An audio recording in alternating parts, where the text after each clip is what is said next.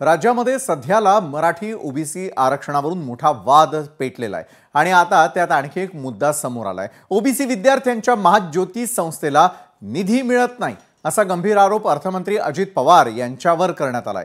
सरकार निधी देताना पक्षपातीपणा करतंय असा आरोप आता विद्यार्थ्यांनी केलाय। पाहूयात हे संपूर्ण नेमकं प्रकरण काय आहे ते।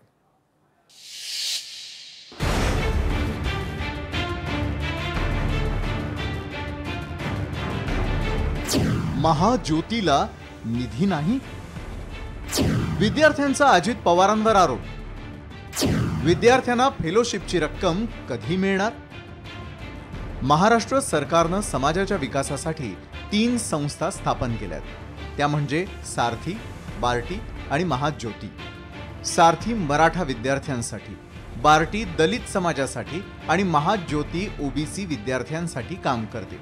या तिन्ही संस्थांना सरकारकडून शिक्षण आणि स्पर्धा परीक्षा तयारीसाठी निधी दिला जातो। मात्र महाज्योतीला गेल्या काही महिन्यांपासून निधी दिला गेलेला नाही असा आरोप ओबीसी विद्यार्थ्यांकडून करण्यात येतोय। मागच्याच वर्षी 11 ऑक्टोबर 2024ला आमचा GR आला होता की सारथी, बार्टी आणि महाज्योतीच्या 2023 तुकडीतील सर्व विद्यार्थ्यांना नोंदणी दिनांकापासून फेलोशिप देण्यात येईल।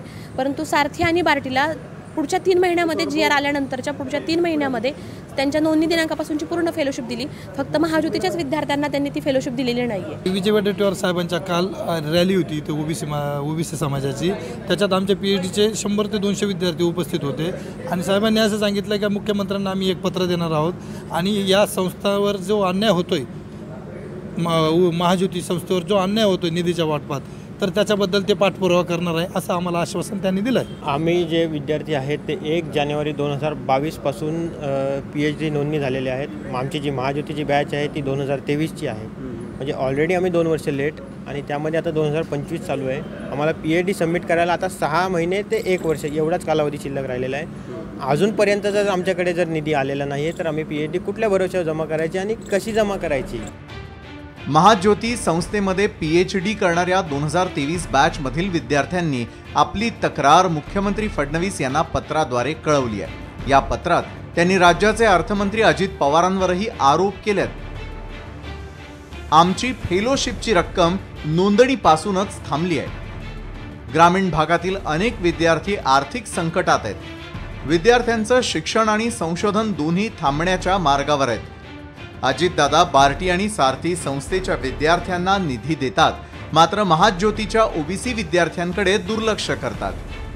बार्टी आणि सारथीच्या विद्यार्थ्यांना वेळेवरती फेलोशिप मिळते, मग महाज्योतीच्या विद्यार्थ्यांची अडवणूक का? या आरोपांमुळे आता राजकीय हालचालही वाढली आहे। काँग्रेस आणि राष्ट्रवादीकडून सरकारवर हल्लाबोल करण्यात आलाय। तसंच सरकारनं सर्व विद्यार्थ्यांना समान वागणूक द्यायला हवी असंही आवाहन विरोधकांनी केलंय। दरम्यान काहींनी हा सरळ अन्याय असल्याचं म्हणत सरकारवर निशाणा साधलाय। महायुती सरकारने एकदा निर्णय घेतला की सर्वांना समान निधीचं वाटप, सारथी असेल, बार्टी असेल, सारथी असेल, महाज्योती असेल, मग यामध्ये भेदभाव कशाचा पाहिजे? विद्यार्थ्यांना नोंदणी तारखेपासून ज्या तारखेला यांची नोंदणी झाली त्या तारखेपासून त्यांना ते देण्याची आवश्यकता होती, पण दुर्दैवानं त्या ओबीसीच्या विद्यार्थ्यांच्याकडे, महाज्योतीच्या विद्यार्थ्यांच्याकडे सरकारचं दुर्लक्ष आहे। मला त्यांना एवढंच सांगायचं आहे की फायनान्स मिनिस्टर म्हणून दादा नक्कीच निधीसाठी जबाबदार आहेत। त्याच्याच बरोबर तुम्ही दुसऱ्या बाजूला जर बघितलं तर सगळ्या फाईल ह्या देवेंद्र फडणवीस साहेबांकडे जातात। त्यामुळे एका नेत्यापेक्षा हे सरकारच या गोष्टीसाठी जबाबदार आहे। त्याच्यामध्ये दोन्ही उपमुख्यमंत्री येतात, त्याच्यामध्ये मुख्यमंत्री येतात। त्यामुळे लढत असताना सरकारच्या विरोधात लढणं महत्वाचं आहे। आरोप जर विद्यार्थ्यांचा असेल तर मला असं वाटतं तो व्हेरीफाय केला पाहिजे। तो अशा पद्धतीनं महाज्योतीच्या योजनेच्या बद्दल जर काही तरुणांचा आक्षेप असेल तर मला वाटतं सरकारने ही दुरुस्ती केली पाहिजे। असं कोणत्याही योजनेला, मग सारथी असेल, बार्टी असेल, महाज्योती असेल, कोणताही दुजाभाव न करता जसं ठरलेलं शासनाचा आदेश आहे तशा पद्धतीनं वर्तन केलं पाहिजे।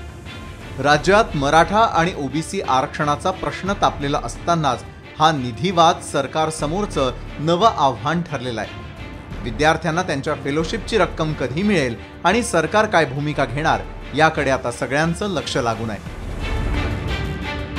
ज्ञानेश्वर पवारसह ब्युरो रिपोर्ट, लोकशाही मराठी, नागपूर।